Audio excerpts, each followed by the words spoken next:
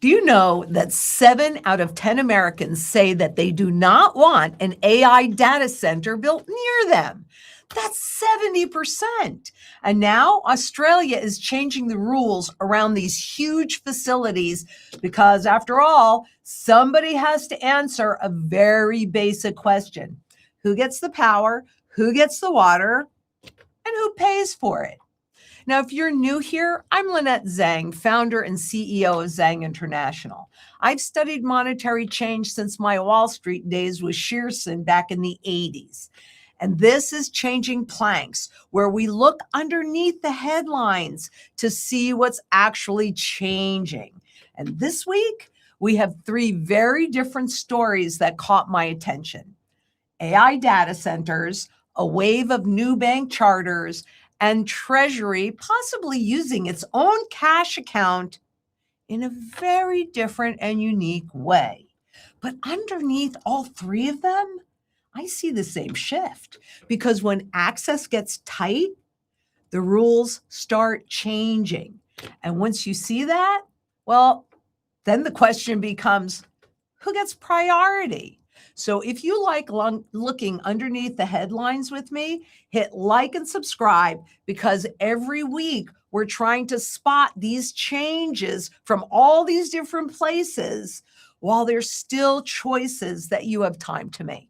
So let's start where people are already pushing back, because this is from Bloomberg. And that headline caught my attention because this is no longer just a Wall Street story about how much capital is pouring into AI.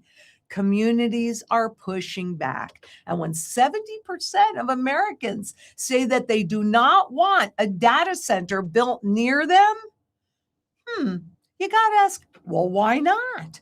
Because AI may feel completely digital when you use it, but underneath, those are very physical things: power, water, land, infrastructure. And this story actually came really personal for me because I've actually been to Australia's Murray-Darling Basin. This is a picture from that trip. I took that in 2024. So I stood there and I saw how constant dredging programs attempted to slow the water's decline. And you can see from the sandbar behind it, they're still having trouble doing it. Farms depend on that water. Towns depend on it. Families depend on it. And parts of that system are already under massive pressure. So now we're adding a massive new technology build out on top of resources that people already depend on. So that really changes the question, because it's not simply, do we want AI? It becomes, what does AI need from the physical world around us? And once demand starts running into, a little bit too soon, sorry about that. But let's see, once that demand starts running into a limited supply, governments eventually have to decide who gets access and who carries the cost. Have we talked about lobbying? Because we can see that Australia, their grid operator is now tracking about 225 data center projects that are in development. That's actually more than double what it was tracking just 1 year earlier. And by 2036, data centers could use about 13% of the electricity on Australia's main grid, though my bet is it'll probably be a whole lot more than that. And that's huge new demand. So Australia is moving toward rules designed to make data centers bring more power with them, which is kind of interesting, and bear more of the infrastructure costs they create. Maybe. But one proposed South Australian data center could require as much as 800 megawatts of electricity. And even though the developer says it plans to use this closed loop cooling, which should greatly reduce ongoing water use, that's after the system is filled and they're already in drought. This is important, but And yeah, okay, technology can reduce the pressure, but it doesn't erase the bigger issue. Because quite honestly, this is not just in Australia. Here in the US, we have the Colorado River already under tremendous pressure, while the Southwest, here I am in Arizona in the middle of a drought, we continue attracting huge data center investments. So that 70% opposition number, it makes a whole lot more sense because people aren't rejecting AI, but they are starting to ask, what happens to my electric bill? These are great questions. What happens to our water supply? There are places here in Arizona where the population has to haul in their own water, and they're going to be taking more out of the Colorado River. And when capacity gets tight, well, who gets priority? Say lobbying anyone? Because that's the hidden truth. AI is becoming large enough to really collide with that physical scarcity. And once that happens, well, frankly, when the claims become greater than the underlying asset, the rules around access begin to change. And that's what I'm trying to show you. So now let's move from access to physical resources to access to another kind of infrastructure, the banking rails. So look at this. There's been a new wave of bank charters, 40 applications, 23 tied to digital assets. Over roughly the last 18 months, the Office of the Comptroller of the Currency says that it received 40 applications for new banking charters. 23, more than half of them. Now think about how crypto was originally presented to us outside the banking system. I told you before, Trojan horse, because cryptos were supposed to be independent, decentralized, and alternative. But thank you. Look at the direction now. Digital asset companies increasingly want inside the regulated banking system. And I'm not telling you that makes it good or bad.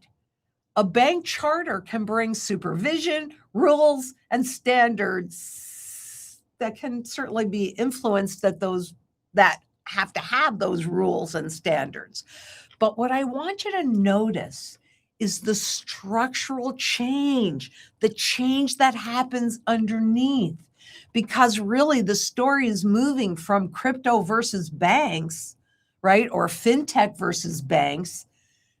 But it's really now fintech are the banks.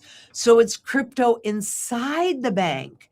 And that matters to you because when systems become more connected, those dependencies change too. And once we look at stable coins, digital assets, custody, and traditional banking increasingly using those same rails, guys, stress may have more paths to move from one part of the system to another part of the system. And globally, we know they are incestuously intertwined. So the risk doesn't disappear because the structure becomes more regulated. It can become more connected. So the question isn't just, will crypto replace banking? It's more becoming, who gets inside the banking rails? And what are those rules? So if you know somebody who still thinks that crypto banking and the financial system are completely separate worlds, please do them a favor and share them with us because the connections are changing faster than people realize. They're invisible. And now I want to go to the biggest borrower in the world because this is where access looks very different from what you or I have at home.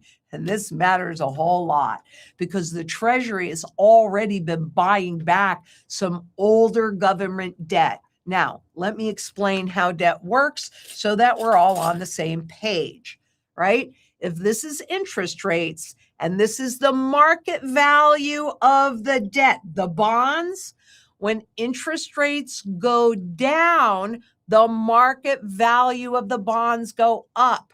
When interest rates go up, the market value of the bonds go down, right? And if this is when issued, you can see that the longer dated bonds move a lot more than the shorter dated bonds. Okay. This is important to understand that. That's why I took the time to explain it to you, because officials are buying back the older government debt, which is probably underwater because of all those bonds that were issued in zero interest rate policy. And now officials are looking at another option. They may use cash from the Treasury's general account, or TGA, you might hear that, to help pay for some of those buybacks. But the TGA, you can think of it basically as the Treasury's checking account at the Federal Reserve. And here's why this matters to you. Because normally the Treasury just sells new debt to raise that cash. But if the Treasury uses cash that it already has sitting in the TGA, that cash moves back into the banking system. So that debt does not have to be issued. And that can add liquidity, the ability to buy and sell easily, for a while, just for a minute. And if Treasury needs to sell fewer short-term bills, right? If they need to sell fewer, because remember, interest rates, when there's a lot more that comes onto the market, this debt that comes onto the market, that raises the interest rates and it lowers the market value of that debt. So it matters a lot to remove some of the pressure on the bond markets. And the 10-year Treasury yield, which is the foundation of the global markets, that moved lower after the possibility was reported, because it's just a trade. Wall Street's just about trading. But now I want to be really clear, because some might call this QE, right? That's that QE, money printing for free. Treasury is not the Federal Reserve, so they don't do QE. But this doesn't fix the deficit. It doesn't make the federal debt disappear. And if the Treasury spends down that cash account, some point, eventually, it has to build it back up. So I want to be super clear on this. This is just a short-term, temporary fix.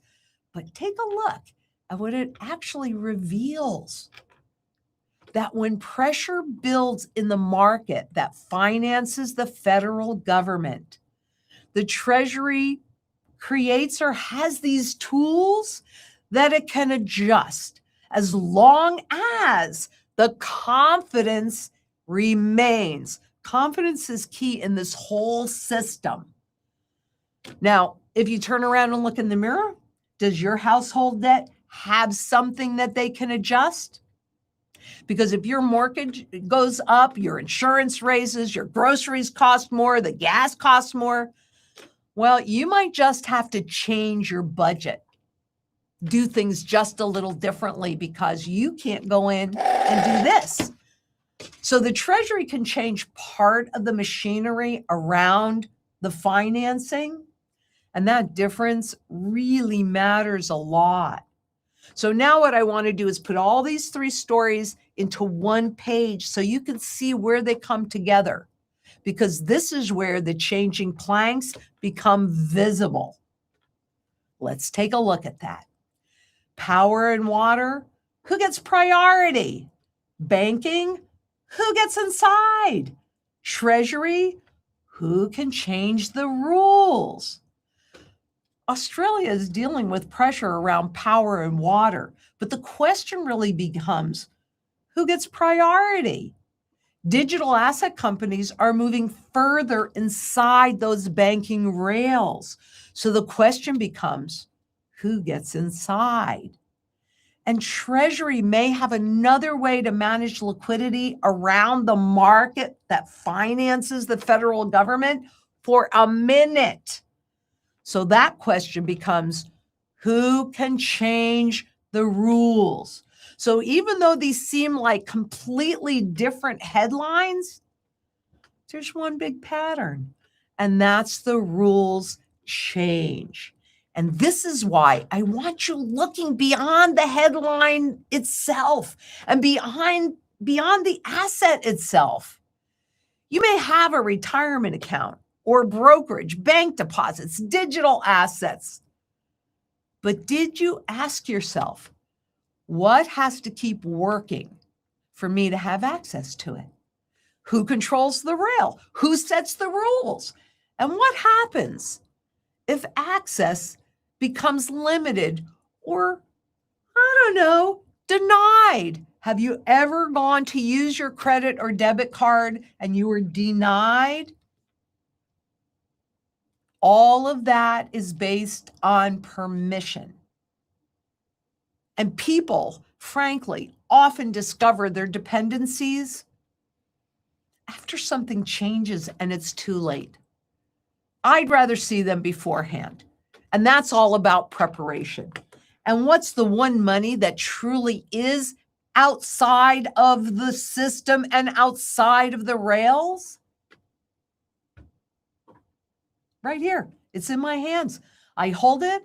I own it outright. And according to the Bank for International Settlements, gold held at home is the only financial asset that runs zero counterparty risk. But I would like you to pick one thing that you depend on: electricity, water, your bank, your brokerage, and ask, what has to keep working for me to keep my access? And I want you to know, I'm not telling you this to make you afraid, because it's about educated choices and knowing where your dependencies are while you still have choices. And that's one of the reasons that I continue to talk about direct ownership. Physical gold, physical silver do not solve an electricity problem. That's why we have the mantra. And you need to create this surety in food, water, energy, security, barterability, which for me is primarily silver, but not exclusively, wealth preservation, which again, for me is primarily gold, but not exclusively. Community is arguably the single most important thing that I talk about to create that surety and also to get redeemable gold back in the global system. That's the difference between local community and global community. And shelter. These are all the things that you need to make sure are secure so that if what you hold inside of the system you lose access to, it's not a problem. But when the metal is in your possession, you don't need a bank charter, a digital payment rail, or somebody else's promise simply to continue possessing it. So first, please tell me in the comments, where do you think access is getting tight first? Power and water, banking, the financial system, or somewhere else? And if this made you realize that you're not sure what you actually own, where your dependencies sit, or whether physical gold and silver belong in your foundation, that's exactly the conversation our strategy specialists are here to have with you. They'll look at what you're trying to protect, what you already own, and where physical gold and silver may fit around your goals. Now, I'm ready to take questions. So that's Landy Hobbs asks, when paying property taxes with our gold, what might they look like? Does my current $4,000 tax stay the same? Meaning, will the 1 ounce it costs to pay today's remain approximately 1 ounce in 4 years into hyperinflation? What does history suggest? history suggests absolutely, and I believe we have that specific video to do in our rotation. But yes, historically, gold maintains that. So if what you need right now is an ounce to pay for your current property taxes, chances are pretty good when we're in a hyperinflationary event, you might need less, or it could be that same 1 ounce. But that is absolutely part of the sound money strategy. And when you're looking at real estate, property taxes are a threat. Excuse me.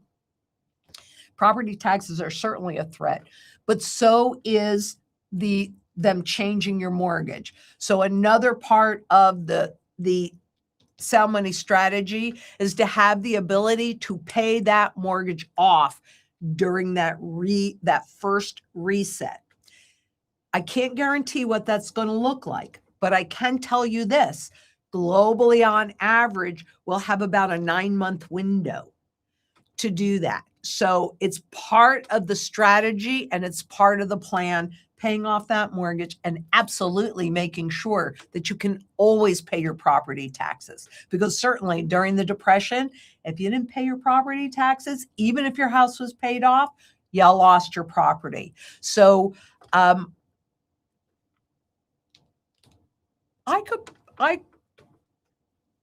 but make that like a, yeah, and I think that's one that really won't take me that long to do. So let's put that high on the, okay, I'll get that for you. And Wolf 728, I recently heard Gerald Celente say that he believes the collapse will happen in the end of September or early October. All other podcasters have said next year or even into 28 or 29. Why the difference? Well, first of all, Gerald Celente really knows his trend cycle. So personally, if Gerald says something, I look at that more deeply because he's been doing this forever. So he has a lot of experience under his belt. Now, do I think that the full collapse? I don't know, but that's the point of being prepared because there's emergency. Okay, after the collapse, what choices do you have left? None or few, limited. Urgency, you can see things are changing. I mean, goodness gracious, can you see the volatility in the markets? Can you see how overvalued they are? Can you see that it's one day this and one day that? And that the bond markets, which are the largest markets, are breaking down with all of these extraordinary moves that the government is doing, the Treasury Department is doing to keep things looking okay. And what about the CPI, the inflation and all of that? Those numbers came out today and I didn't get a chance to look at them, but I do believe that they came out higher than what was anticipated, which means the confidence levels are declining in the public. And that's also true. It's the consumer sentiment also declined. So, I can't really tell you, and I don't like to give dates because I can tell you what's most likely to happen, but I don't have the deep pockets to make things look one way or the other. And the government and the central banks can keep doing it as long as there is some level of confidence in the system, as people still see value in this crap and continue to accept this for your work, which does not hold the value of your labor into time. So I think that, yeah, we will probably see something very major, and I would go more toward Gerald on this. And remember, you guys, I was there in 87 on Black Monday. So I know what that kind of collapse looks like. What I don't know is what it might take in terms of money printing to flood the market and just create the visible hyperinflation. because I think that's probably, maybe that's part of what we'll see in September or early October. Let's put that on the calendar to just kind of take a look at that, because, yeah, if inflation ramps up faster than it is right now, that could push that consumer confidence back below the lowest levels ever. And that could usher in that crisis of confidence the end of September or early October. So I am not telling you, so please don't say, and Lynette said this is going to happen the end of, I'll leave that to Gerald and others. What I can tell you is right now, I hope you're feeling some level of urgency. Call us. We're here to have that conversation with you and help you define what you're trying to accomplish and get into position. Locally, create those relationships so you have surety. I mean, you can live without gold and silver, but you cannot live without food and water. You need to come together and have these conversations. We need to bring community back into the system, and we better get redeemable gold back in the global monetary system again. But even if you're holding this outside of the system, you will retain more options. So work and get this laid in while you still have all of your options, or most of your options anyway, open. Why the difference? I don't know. Can't say. But Ronnie Dorsey, 5095. What are your thoughts on local currency and sound money like gold backs? Are they a valid option to combat the dollar's devaluation? So you're kind of asking two things. And it's interesting, when you're talking about local currency, I'm not really sure. Are you referring to state script? In other words, I think I have one. Oh, okay. So I don't have it on my desk. But there was a time, this happens to be Confederate. Here it is. Okay. This is Florida state script. And quite honestly, when we're in a hyperinflationary environment and things get squeezed, we could very well see the states coming out with their own script, but what there's nothing backing it but confidence. Look, they didn't even print on the other side of this, right? So gold backs are different. Gold backs have physical gold embedded between these two sheets. So that is a way to carry a very small amount of gold. Like this is a $1, a one gold back, not $1, a one gold back. And this has 1,000th of an ounce in there. So frankly, yes, I can see a place for gold backs. The biggest challenge I would think is in local adoption. So I can see this as part of your cash position, which you need to have. Because when things like, okay, going back to the previous question, like if there's a collapse, the end of September, beginning of October, or whenever that happens to be, what you want is you want things that are instantly recognized and liquid like that. And as crazy as this might sound to you, that means you got to have some of this crap. And you need to have it outside of the system, because people will still, at least in the US, but wherever you are, whatever currency you're looking at, you need some cash that's outside of the system as your first line of defense. Do you need a ton of it? Depends. Are you still working and generating a paycheck? Are you retired and counting on your investments to distribute income to you? Those things make a difference in how you build out the cash portion and the rest of your portfolio too. So that's what we're here for. The strategy specialists carry my work forward, and they're here to have those conversations, because my job is to translate financial noise into understandable language that enables you to make an educated choice that puts your best interest first. And we have a whole team here to help you do that. And you don't even have to agree with us. We will still support your ability to make those independent choices and help you understand the choices that you've already made and where your dependencies lie and how you can diversify properly. So your what if I'm right? What if I'm wrong? It doesn't matter, right? Doesn't matter whether you're right or wrong, no matter what, you are properly positioned. And what we will do is we always start with your goals. So just call us. We'll be happy to do that.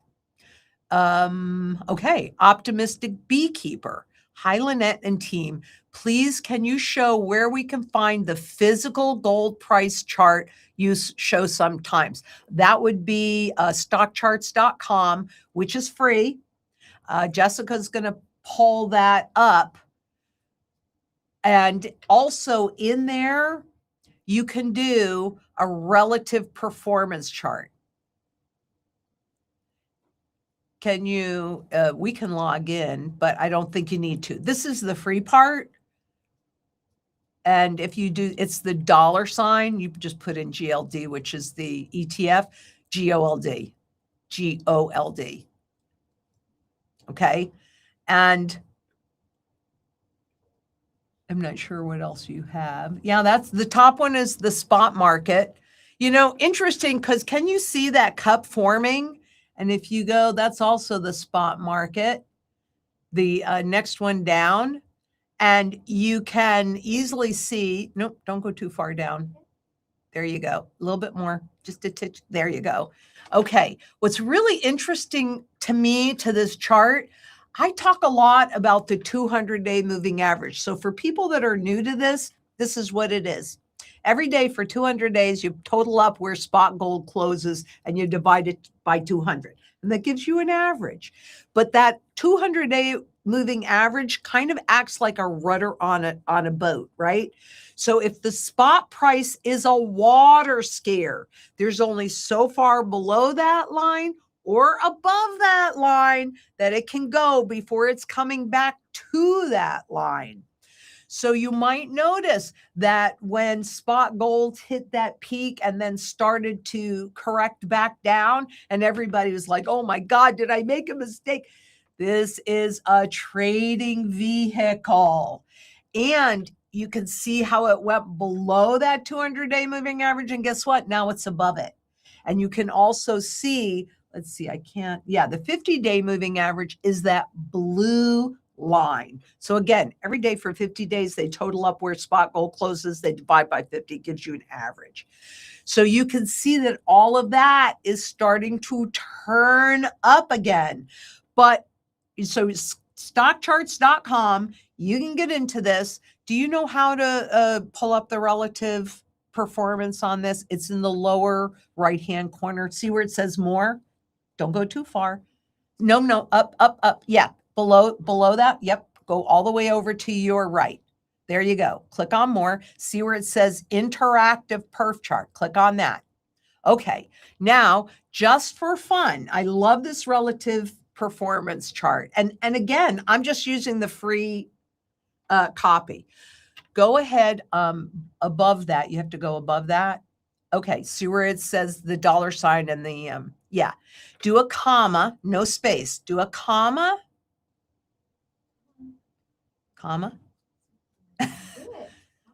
There, okay.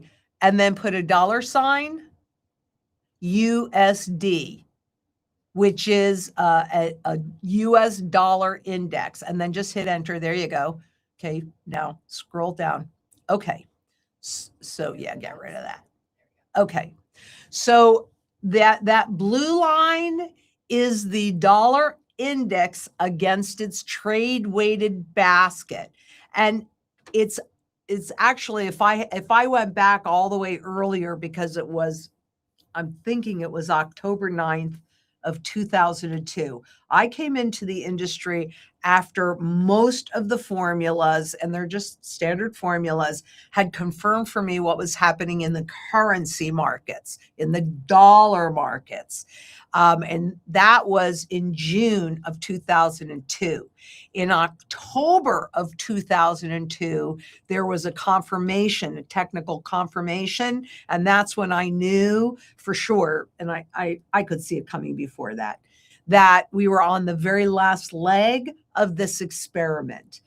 So I can go back, but I wanted you to see how you can make comparisons. You could put spot silver in there. And also look at how they frame this. Up in the upper left-hand corner, you got that little red box and it says gold. Is that gold? No. That's spot gold contract.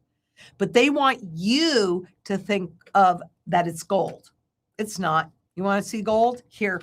You want to see gold? Here. Okay. Now I'm holding gold, but that's a great tool. You see me use it all the time. You can make comparisons of anything with it. So, and you can do it for free, but that's where it is.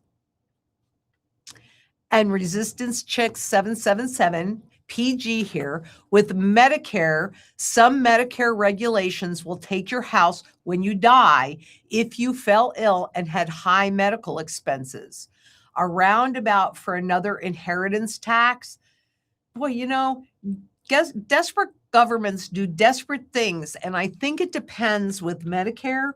And there's some things I will, frankly, not say on air. But I will say, call us. Okay? I will say, call us because there is something on that Medicare, and within a certain period of time, they will take your assets. So there are some things that are grandfathered in or never get looked at because it's past the period of time when they go back. But I'm not sure about the House regulations, but we could look that up and see. Why don't you grab that? We'll do a quick little update on that. Make sure you follow the shorts as well as the socials, because that's usually or frequently where I do this. And by the way, you probably took the book already. I did answer the question. I'm not sure exactly when that's going out yet, but keep checking back on the gold grift. And Nathan Patel, 1786. Why can't we demand to be paid in gold or silver from our corporate employers?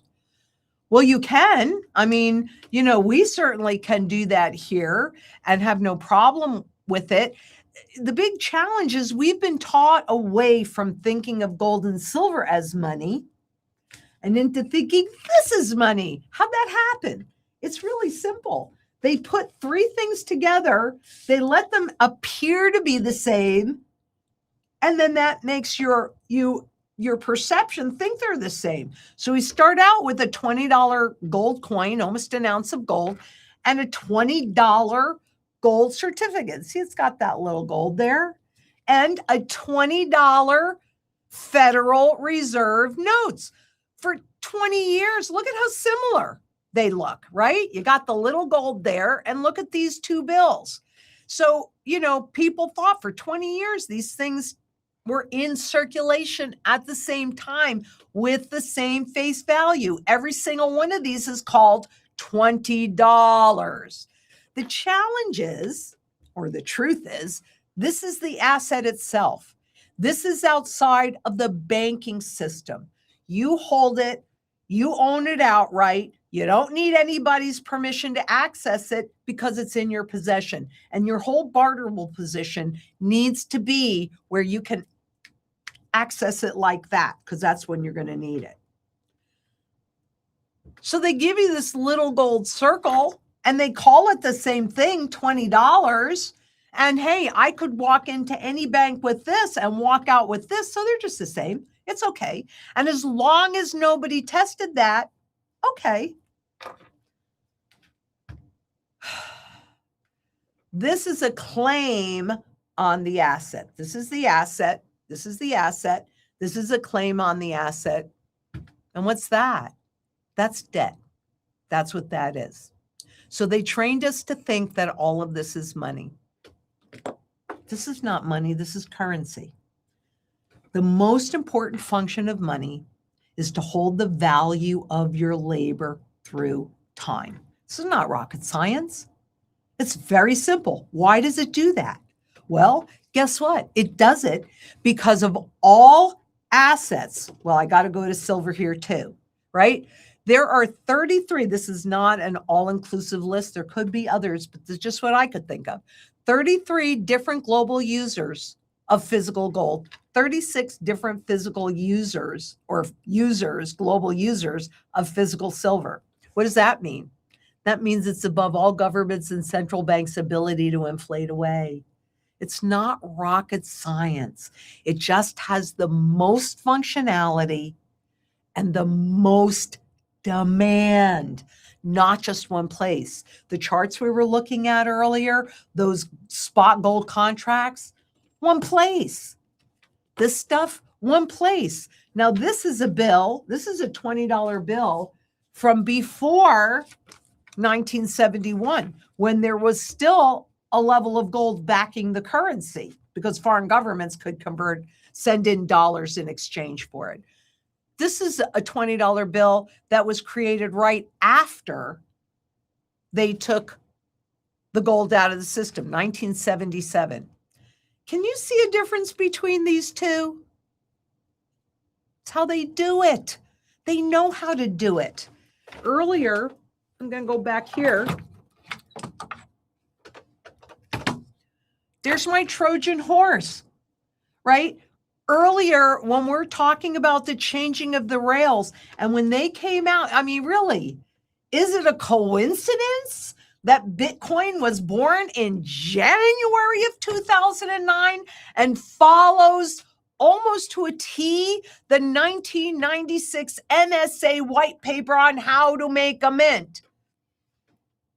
Don't you think if you invented something like that, number one, you'd have a ton of it yourself, and number two, people would know about it? No, this is this very altruistic, mysterious person that created this thing that's outside of the system, but they want it to look like gold so that you think this is digital gold. It's a Trojan horse. That's what it was. I saw it at the time, and that's what I've been saying ever since. And the reality is simply this. Gold held at home is the only financial asset that runs no counterparty risk. Everything else is a contract. It's a promise. And promises can be changed. And promises can be broken. And when there are too many claims against the system, like we're experiencing with the treasuries right now, they change the flippin' rules. But not on this, and not on this. They don't change those rules. Well, they can confiscate, but they can't take away the broad base of demand. And look at what the global central banks are doing. So you can demand it. And especially in those states, I mean, I'd say join us for the Sound Money Hour and look at how you can get involved in getting your state really to pass sound money legislation, but do it in a way that actually supports your sovereignty. We just recorded, I think this is going out Thursday, because Texas, there are some laws in Texas on the sound money that are going into effect on the 1st of September. So this is going out on Thursday. Watch this video and you'll see what's going on, and then join us and demand sound money back in the system. Then that'll be easier to get employers to pay you with sound money. But at least today, you can still convert this garbage into sound money. So keep that in mind and call us. We'll help you do it. And Goofy Goober 4705 asks, People who own crypto need to off-ramp it to a bank to get cash. How would converting physical gold and silver be any different? Well, first of all, it's inside, the crypto is inside the system the whole time. And let me ask you, are you the kind of engineer that can go in and read the code and be sure that that code is not in some way taking advantage of you? Because I can tell you, I'm not that kind of, I'm not an engineer at all. I couldn't do that. So if you don't hold it, you don't own it. You hold the gold and the silver outside of the system. And then you are correct, because we still have to pay off that mortgage with, in the US, dollars. So or whatever the current currency system has to be. So you would convert it and pay that off, boom, boom. It would be a wire transfer. Whereas the cryptocurrencies are completely in the system. They're intangible. There's no physical body. And yet, whenever they want to make it look like it has a physical body, it's gold, silver, or platinum. Why? Why isn't it blue, green, or orange? And actually, I think we did the stable coins to blue, because I can't do them to gold. They're not, they depict them as gold, but they're not gold. They're based on dollars. So you are correct in some cases, and it kind of depends on where we're at in the system, because in the first part, in the crisis part, it's going to take people to have that memory, which it's in there, of both silver and gold. I mean, that's the point of the dime card. So if you don't have a dime card, call us and get a dime card, where we have a pre-65 dime that is 90% silver, and a new dime that they both have the same face value. They're both dimes, but this one's made of silver, this one's made of base metal. And so when we bought this one on that particular day, that dime cost us $6.72. Wait a minute. If you took this to the store at this point, because people don't recognize it's been trained out of them, but they will remember it. If you take this to the store, they both have the same denomination, but the substance underneath it has changed. And that's what I want to point out to the crypto. Okay. Yep, looks like gold, and yep, it's in the system, and yep, you're going to have to convert it into dollars to get it out of the system. And so what's the fundamental value of the dollar? I mean, I guess you can do it and then spend it immediately. But this is a different this has no substance, right? This has substance. How many places can you use this in? 1. How many places can you use this in? 33? Your choice. You hold it. It actually makes it more important for you to have this in your possession. Because if you don't hold it, you don't own it. And it doesn't matter what your perception is. And it doesn't matter until things get tested. Well, look, what if you're right? What if you're wrong? If you're wrong and you hold everything inside the system, and the government, the central banks say jump, what choice do you have? But if you're surrounded by community, and you're surrounded by surety in the necessities of life, and you have physical gold and silver, and they say jump, you can go. We saw what happened with the truckers, right, in Canada. We can't forget that. They're showing us what they're willing to do. The rest is up to you. And Lady Hobbs, how long might it take to inflate away 40 trillion in debt? Wow, that could happen so quickly, so quickly. I don't know how easy it is for you. Can you get into the FRED, FRED, and the M2V? Yep. Okay. Would you pull that up, please? Thank you. This is through the second quarter of 2026. And what you're looking at here is the speed at which money changes hands. And you can see it was in 97 that actually taking on more debt was more stimulating.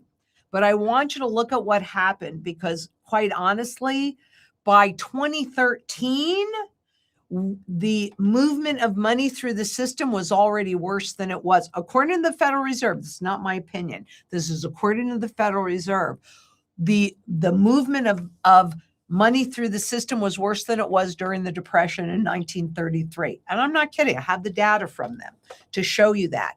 But this is what I really want you to see. That sharp up move. Where was the last time that you saw that? That was going into the 1990s, where they were doing a lot of financial manipulation. They were doing Reg D, they were bringing in derivatives, tons of stuff. And so they were printing lots and lots of this stuff. And to me, when I'm looking at that, that's what takes us into hyperinflation. And this big, huge move, which other than the 90s and all the way up and today, or starting in 2022, when they changed the interest, started to raise the interest on the debt. This tells me that the hyperinflation is already, or more than likely, because I can't guarantee it, maybe I'm wrong, but that the hyperinflation is already built into the system. And what is waiting to make this really scream through the roof and become very apparent to the public is the public loss of absolute confidence. And keep in mind, you can take that away, but keep in mind that we've already broken that bottom support level in terms of confidence. So that's already done. That's not something that I'm waiting for anymore. And that means we're close. I mean, could that confidence go away the end of September, beginning of October? Sure it can. Sure it can. So let's wait and see what happens. But get your sound money strategy in place. Make sure you know your neighbors. Create that local community so that you are prepared no matter what. That's what I'm saying. Use this opportunity while we still can make those choices. You don't want to try and make it when it's too late. I mean, seriously, I knew without a doubt that the system was done in 2008. And that's when I became an urban farmer and I started prepping. You don't have that much time. So you need to come together so that you can support each other. That's the point of local community. And you don't even have to all agree, but you do have to work together to make it better for everyone. And Ernest DeBella, rock and roll, Doomlo Poochie Coo, no question today, my friend, but those tomato seeds are in the mail. Yay! Thank you so much. We will take pictures. We have to make sure that you watch us plant them. Might be a little too hot at the moment because I was just out in the gardens last night and my tomato plants look very unhappy. But Ernest, we will 100% take pictures when we plant them, and so that you can see how your wonderful tomato seeds are.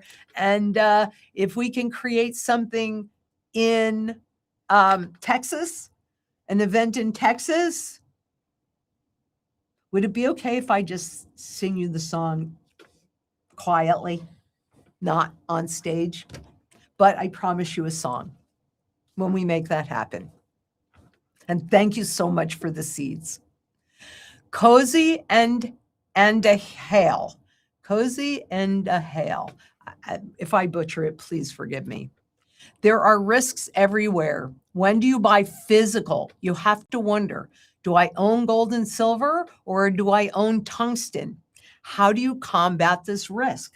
Number one, you work with a certified dealer, somebody that you can trust. Don't buy it from somebody that you don't know. But we have our wholesalers are all certified, and it's another reason why I like these. I mean, there are multiple reasons and it's a different category, but this guarantees that it is what we say that it is. So anything that you get from Zang International is certified. And when it's time to liquidate, because it isn't just putting you in, we have exit strategies as well. Well, you're going to be selling them back to the wholesaler. So it happens boom in, boom out. Easy peasy. Just be smart about it.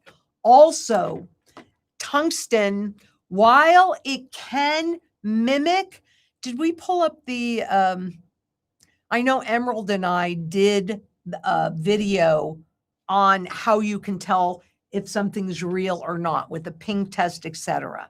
So can we post that link in here?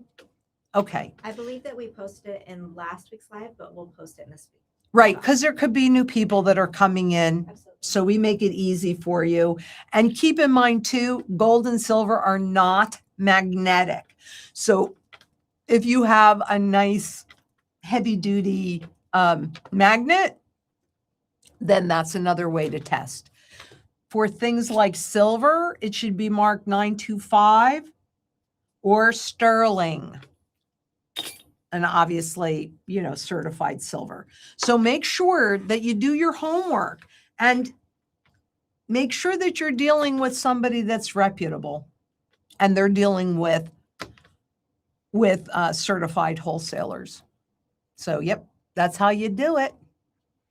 And James Melm from Facebook says, why does anyone assign value to gold or tulips? How about a currency built on something useful like land? Well, there have been thousands of things that have been tried over all of these years, but land is not very portable, is it? Now, if you tokenize it, that could make it more portable, but you have to understand, do you remember the World Economic Forum and they're saying by 2030, you will own nothing? That's because I've been talking about tokenization since 2015 when the IMF started coming out with reports about it. If you hold all your wealth on your phone, and remember, perception management is everything, and it's all broken down into itty bitty pieces. It's not that they're going to come and pull that land away, but you just might be incentivized to sell all of that land and not realize that you've even done it. You've sold your home, etc. So you have to be really careful, but why not land? Because you have to be able to do 4 key functions with money.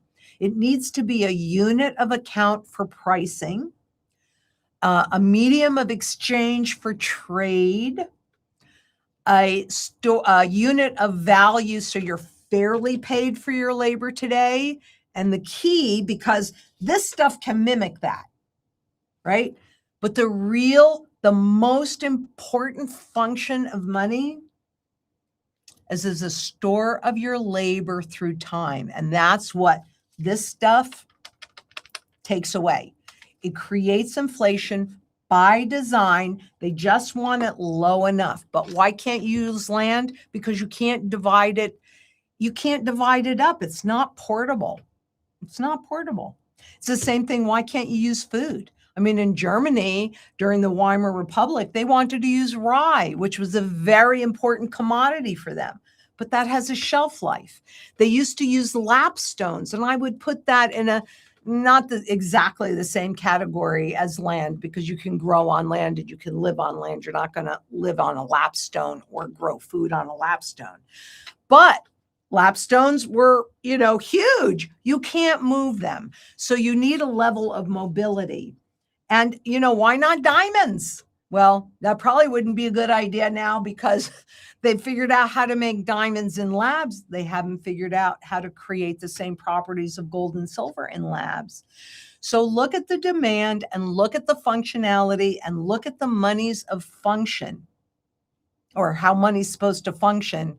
And that's why only gold, not even silver, because silver gets used up. And it is the secondary monetary metal, but gold is the primary monetary metal because it meets all of the criteria to be a good money, a sound money. Plus it has global use. That's what takes it above a government and central banker's ability to inflate away. And by the way, you guys, especially for the new people, if I explain something and you don't understand it, that's on me. That's not on you. Let Jessica know. She'll put it up there and I'll try and explain it differently. And if I still don't do it, let me know, because it really is my goal. Really is. I work on that hard every single day. And Stefan Schutenden, 5196. Who control? Good question. Who controls this ETF market? What is the real proof that it is linked to actual gold? Who audits these processes? These are great. It is the big banks that control everything that do that, like JP Morgan. They're classified as an administrator. So they're holding the gold, but they can convert those ETF shares into the underlying physical gold. Can you pull stock charts back up, and let's do the $ gold and then comma GLD. So I want you to go to the perf chart. You're in the right. I am in the right area. It looks like it. Is that the spot gold? You're going, yes, that's fine. No, go down. Nope, leave that. Leave that. Go down to your right. Remember the relative performance chart? Okay. Yeah, click on that. Yeah, it's that one. Okay, and then comma GLD, which is, now you can see the audits because these companies are required to do a 10K. Now, down underneath there, yeah, see where it says 200 days? Okay, I don't want you to take the whole bar. I want you to take just the end of it. Yeah, there. Grab it and pull it all the way across. There you go. Keep going, keep going, keep going, keep going, keep going, keep going, keep going. Okay. So the red, yeah, go down a little bit so I can, yeah. The red line is the spot gold contract. The blue line is the gold ETF. What you see is, in the beginning, those lines were right on top of each other. There was no space. When you go into the 10K to see the audit and the gold that they have underneath there, what they will report to you is, and what you're looking at here is the gold that is sold on a daily basis to pay the ongoing daily fees. So if you're looking at it with just a short-term trade, that's an option, but this is how they control the spot gold market. So that's an option. But if you hold it longer term, it is actually a diminishing instrument, because that gap, as you can see, continuously grows wider and wider and wider. The point of the GLD is to mimic the movement in the spot gold market. Whether there's physical, there is, they say, and it's audited. So let's assume for a moment that, yep, indeed, there is physical gold underneath there. Keep in mind that they're selling off parts of it every single day. And you personally, you just own shares of a trust. You don't actually own anything. But Wall Street buys and sells the ETFs. It's such a huge market. And that alone, I've shown you in the past, I'm sure I'll show it to you again in the future, that can move that contract spot market. So it's the big banks that control the ETF market, and that is one tool, big tool, that they use to control the spot gold market. And you can go to the 10K for the real proof, and those are audited, but you'll also be able to see how much gold or silver, SLV, right? You'd see the same thing with SLV. And interestingly enough about SLV, don't hold me to this date, and I want to say that it was 2020, 2021, something like that. But SLV, which is the silver ETF, changed its prospectus because they could not get enough silver to create new baskets to support the demand. So they actually changed their prospectus, and all they have to do is mimic the spot market. Really? Do yourself a favor. Own the asset. Take possession, at least of your barterable part of your portfolio. You hold it, you own it outright, no intermediary. And Denise Miller, 6793. Lynette, will you please speak to the government new rules regarding requiring identifications of metal purchases and, of course, the 28% tax? Where is privacy? Where is protection? Well, of course, they don't want you in gold. They don't want you in silver. They don't want you out of their system, because when you have real money that's outside of the system, they don't control you. So the new rules regarding the identification of metals purchases, that could be a state to state rule. Will you pull that and put it like top on my thing? And I'll actually, if I find something that's critical, we can do that as a short that we could put out tomorrow to answer it, because it would be that important. Okay. Instead of some of the other ones that we have scheduled. The 28% tax is going like, I don't want to pay 28% tax. But guess what? Isn't 72% of something better than 100% of nothing? And I will say this too. The sound money strategy is designed in a big circle, right? And it's designed to recoup any of these taxes, any of these fees, any of these losses, anything. Because if you lose all of your principal, what do you have to work with to recoup anything? So especially, or particularly, I should say, the barterable part of the portfolio, because frankly, that's designed for you to use up. We don't want you using up your principal. We're going to recoup it. So why don't you call us and we can show you how we deal with that 28% tax legally, because we got to do everything above board so that I can still be here and we, Zang International, can still be here to help you through this currency life cycle change. And there is no privacy, except this is a different category. That's what I want. You have more privacy in this. Now, I will also tell you, because we will always comply with every legal letter of the law. Yes, we will. But there is no part of this transaction that we are legally obligated on your behalf to report to anybody. You choose how you are going to deal with that.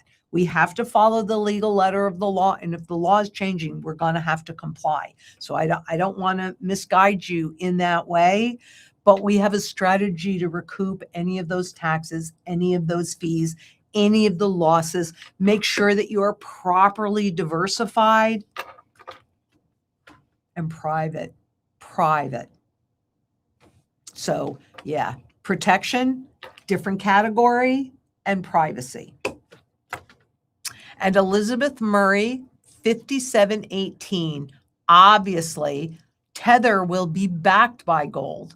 Where do we get on the new financial digital system, though? Are you talking about the QFS or something else?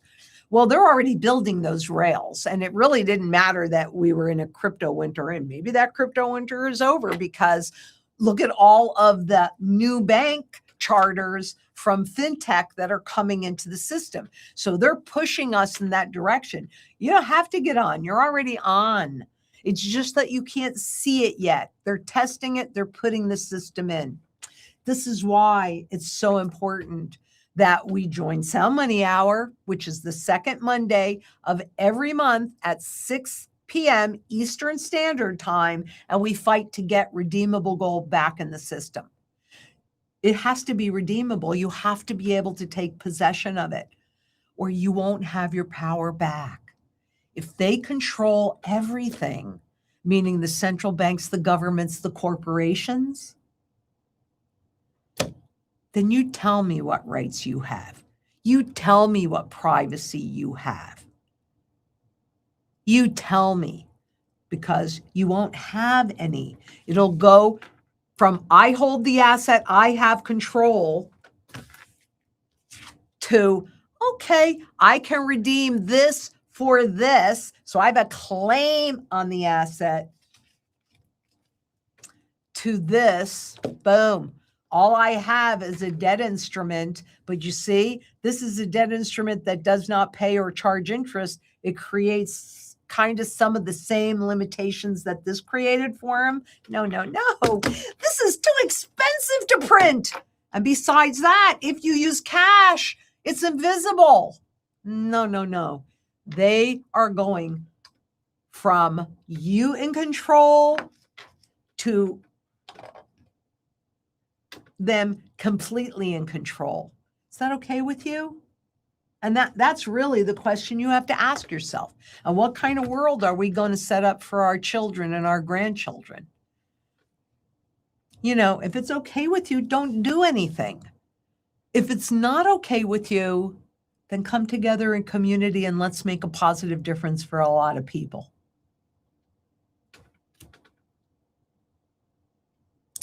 And Priori 629. Hello, thank you for sharing this valuable knowledge. We love you. I love you back. I really do. Do you accept ACH payments for purchases on your website?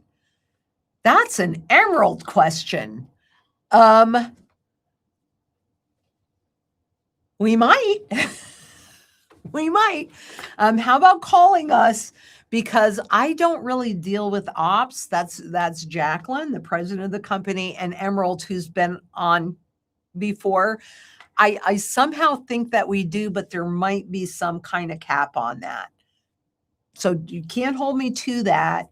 See if I can get an answer. Well, we'll see if before we're done here. Yeah, Jessica's gonna ask that question, so we'll come back to that.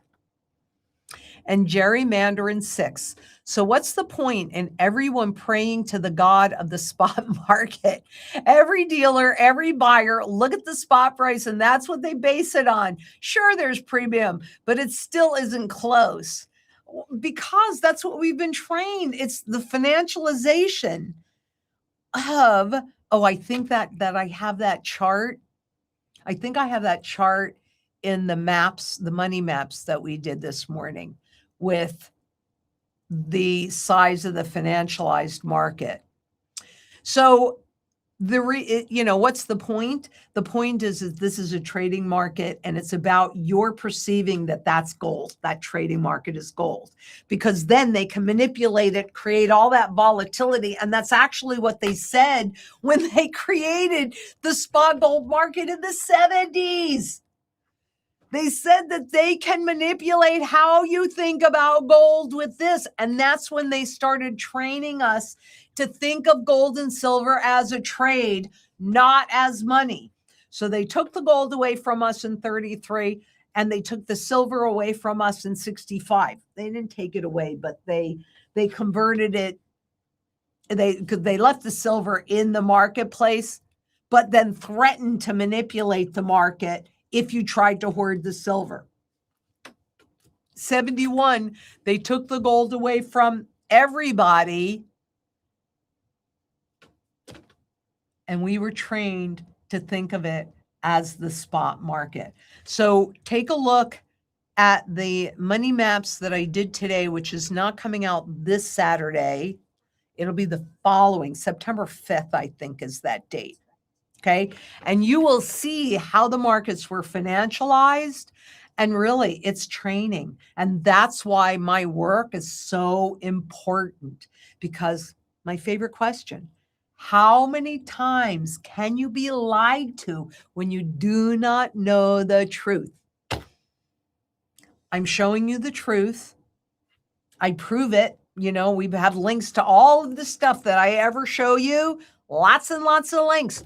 Do your own due diligence. I'm not telling you to take my word for anything. In fact, if I can help you do your own research so you can see for yourself, that's my goal. I want to empower you. I don't want you to just follow things blindly. Don't follow me blindly, but don't follow the central bank or the government or anybody else blindly either. Do your own due diligence, come to your own conclusions. And I will support your right, even if you completely disagree with me. That's okay. This is a community. We can disagree. Let's have the conversation. We do not. Oh, okay. She's typing. We'll come back to it. And this is at Bill 457. What is that horse looking thing on your desk? This is a Trojan horse. And do you know what came out of this Trojan horse to get you all ready for the next system? This garbage, right? This is a Trojan horse, which is what the cryptocurrencies are. They know how to make these shifts. So that's what that is. Don't be fooled. There's stuff to take away your autonomy, your freedom, your control. And I got news for you. Freedom is not necessarily convenient, but they always sell everything as more convenient.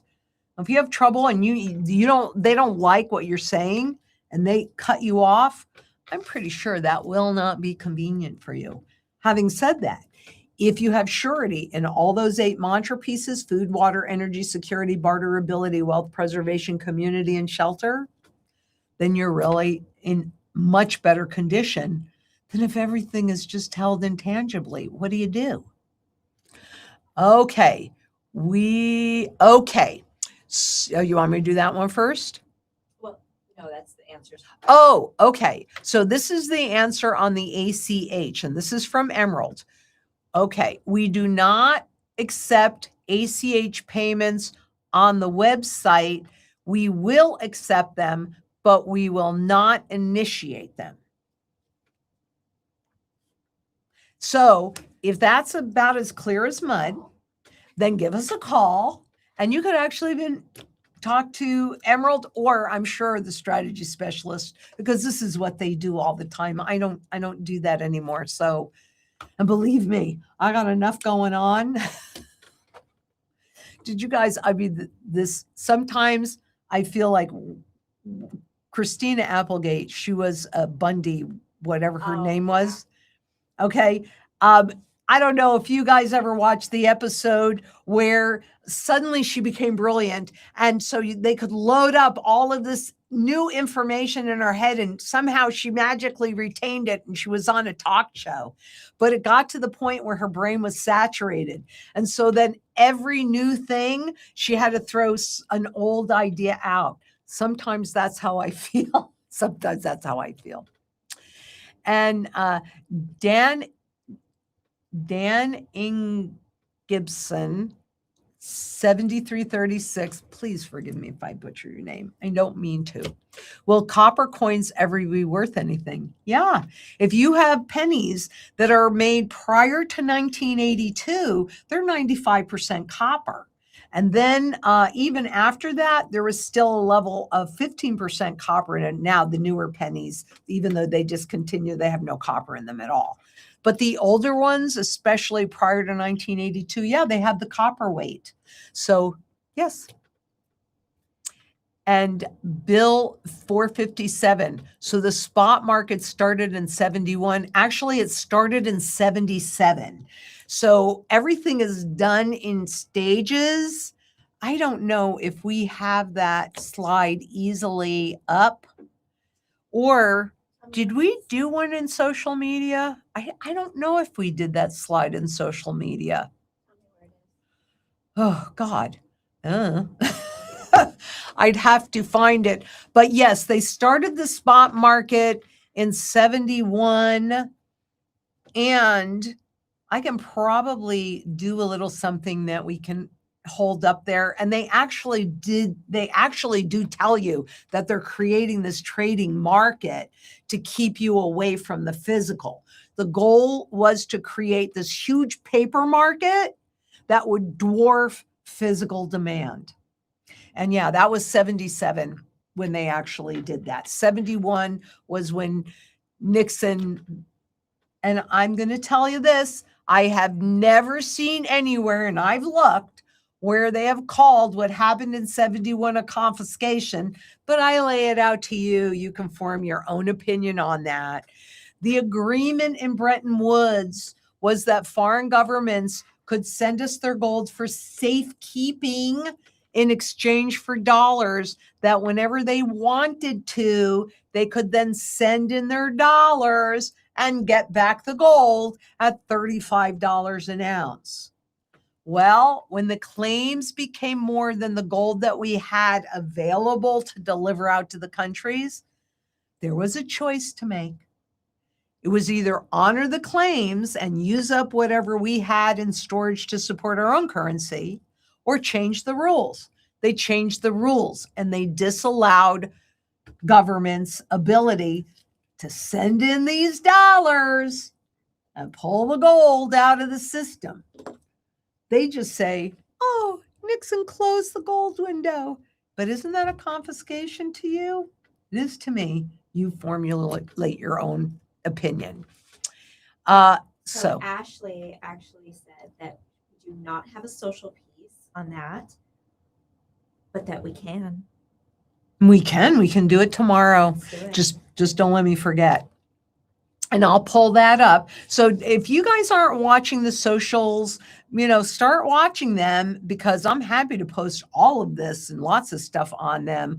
Plus, we've got shorts that are going out. I mean, can we make a longer day? Tried. We're trying. We're all pedaling as fast as we can. It ain't just me. I got news for you. Okie doke. And Karen Kim says, my brokerage account with Schwab shows I own certain stocks, but I have to depend on Schwab to deliver the actual stock and any dividends. Do I need to request the actual certificates? Well, first of all, back in the 80s, when I first became a stockbroker, it was far more normal for people to hold the stock certificates or for them to hold them at the company itself. And so then the company would pay the dividends. That's been shifting, and you may or may not be able to get possession of the stock certificates. Do you have to do that? That shows that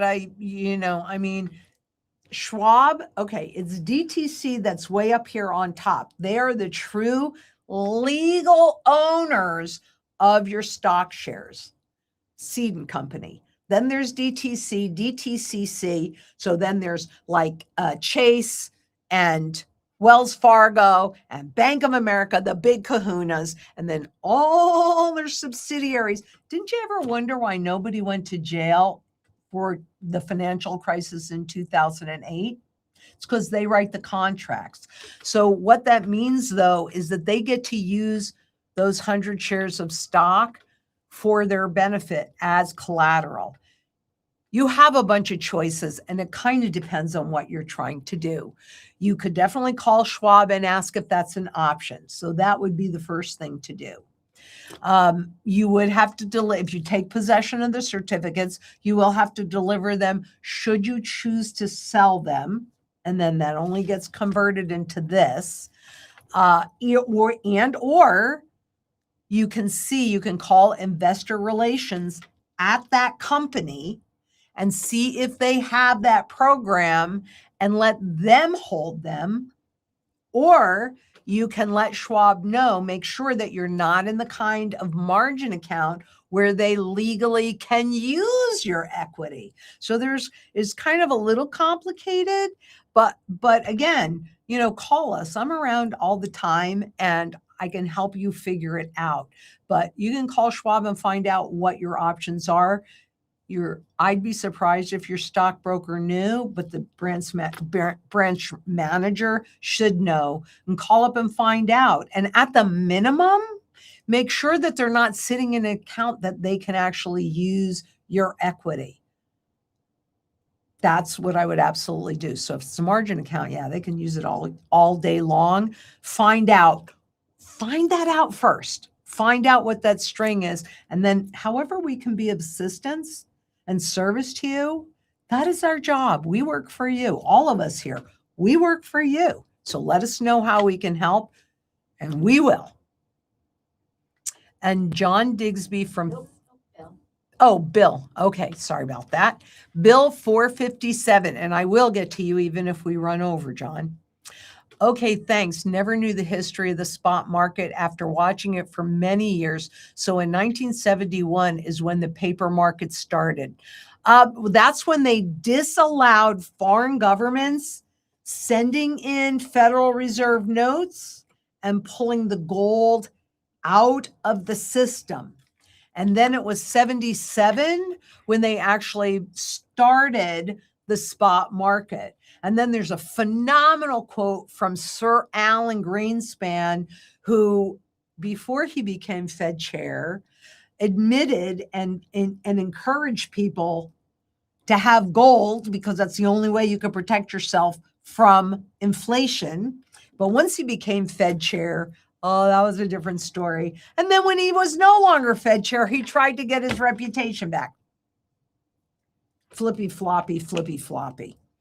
But in, I think it was 92, don't hold me to this, but I'm probably pretty right. And remember, when they say these in the FOMC meeting or the Federal Reserve meeting minutes, that's like 7 years after the fact. So that's when they release this. And he goes, you know, what if we manipulated the price a little bit? That wouldn't just impact the spot market. That would impact the psychology. Governments, central banks, corporations do not want you out of their system, but having sound money in your possession opens up your options and gives you power because you have money that they can't control. Yep, they can control that visible price. But remember, this is something that started in January of 2025. And these shifts, they take a long time. There is a shift that is occurring. So why right now those paper markets still manipulate the price? The shift that's occurring takes it to the physical markets, the demand and supply of the physical asset itself.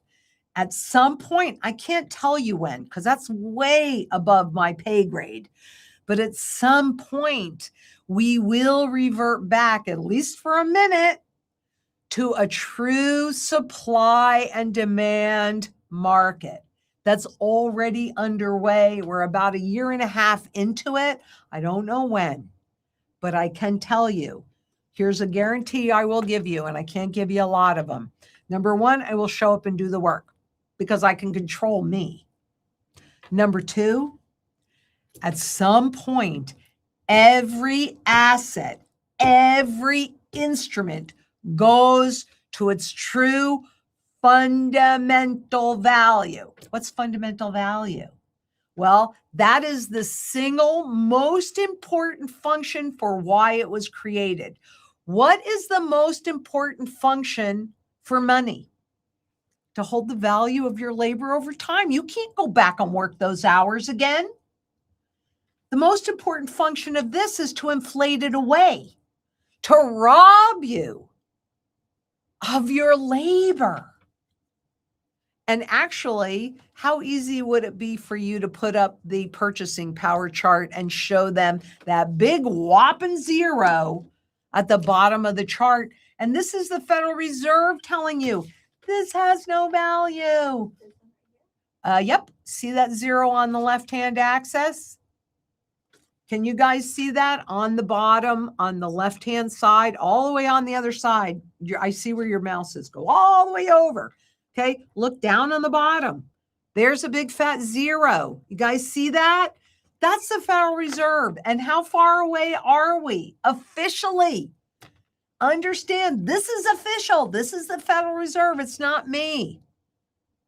The true fundamental value of fiat money, government debt-based money, is zero. It costs virtually nothing to create. I mean, I think this bill costs $3.09 to create, and yet you and I have to work $20 worth. If you're looking at $100 bill that has the stuff in there, the security codes in there, that costs them 9.6 cents, but they get to charge you $100 for it. Its true value is zero. They're telling you that. My mom used to tell me when I was dating someone new, people will tell you who they are. Believe them. I think that's great advice. I would tell you the same thing. The Federal Reserve is telling you what the value of this is. So when you're looking at stable coins, by the way, they're tied to this. And if all you can do is convert it into this, stocks, cryptos, whatever, even gold and silver. But here's the difference. We have a strategy. So, yep, you might need to use the bridge for a minute. And that's all you use it for. That's why having a strategy in place and executing that strategy is critical. Get it done. Call us. Get it done. And I think that this is probably the last one, but where's John? There you are. John Digsby from Facebook. Then why do they let us have gold in jewelry, picture frames, and mantles? Why don't they confiscate that? Thank you very much, my dear. It's the classification. And you do, if you watch me, you see I wear a lot of jewelry. That's because wherever I go, I have money if I need it. So why don't they? Because they want to continue to accumulate. Think about it. It was Treasury Secretary Wooden that made sure that he wrote that exception when they were confiscating gold away from the public. He's the one that wrote that little caveat in there so that he could continue to accumulate. He and his friends, the people that understood it, the wealthy, could continue to accumulate gold without oversight or superstition. And you have to understand, 1964, my Uncle Al, brilliant man, taught me so much about tangible assets and gold. It was illegal in 1964 to hold more than 5 ounces of physical gold in any other way. You could hold it in jewelry or you could hold it in pre-33 collectible coins. And it was the kind of gold that you could buy, you could sell, and you could use in the normal marketplace. So why don't they? Because they benefit from it. It's a different classification. Why isn't all classified the same? Why can't you hold jewelry inside of an IRA? Why can't you hold this raw pre-33 in there or this in there? Different classification. Why does the federal government have a much better medical plan than you and I can possibly get? The people that write the rules write them for their benefit. So all I want to do is follow their coattails, own it in the benefit of it. And guess what? Because I have been doing this my whole life and I understand how to get fundamental value, I know what the fundamental value of an ounce of gold is. And it's somewhere in the vicinity of 44,000, whatever it is. That's a whole lot higher than 4,600 today, isn't it? Where it's going to be when they do that overnight reset, I can't tell you because it depends on how much more of this they end up doing. But what I can tell you is that's how they get the confidence back. That's how they attempt to get the public confidence back anyway, is they bring gold back into the equation. But they're not going to do it to your benefit the first time. I don't know how many times they're going to do that overnight reset. I can tell you globally on average, it's typically 3. And what is that reset number? I don't know what it's going to be, but I can tell you, typically it's about 1,000 to 1. I don't know what it's going to be at that time, but I do know it is substantially higher than the manipulated pricing today. I'm going to see if I'm getting any good at this because it works like this. When you suppress a string and you hold it down and you hold it down and you hold it down, when you let it go, it jumps in a direction. In the case of sound money, physical gold, and physical silver, it shoots up because in this contract market, there are no limitations to how much seeming gold and silver they can create. But in the real world, there's a finite amount. So keep all of that in mind. And there is one more I need to read. Okie dokie. Colleen Allen, 3382. Lynette, do you dream of charts and graphs at night? Actually, sometimes I do, but mostly, to be honest with you, I'm dreaming of you guys. I mean, this is why I was put on this planet. This is why I had to go through as much as I had to go through. And here is my real gift to you is the hidden truths, which I know I talked about before, but I don't like the way they were coming out. They're not good enough for you. So we pulled back just a teeny bit and just for a minute, because I'm going to make sure that it's right from the beginning to the end. It's my commitment to you, and it's like my personal diary.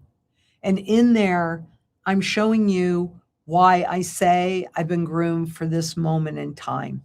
And I'm hoping that you can see yourself somewhere in my experience, the good, the bad, and the ugly.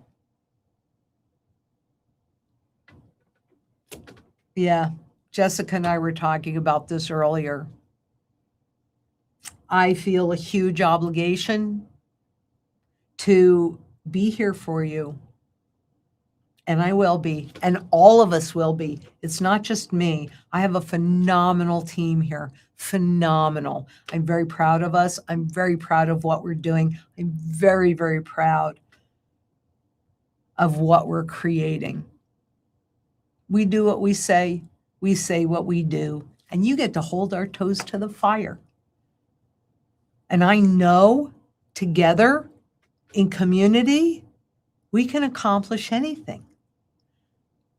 So until next we meet, and wherever you are in the world, please stay safe, stay strong, and remember, sovereignty begins with what you choose to truly own. Bye-bye. Thank you.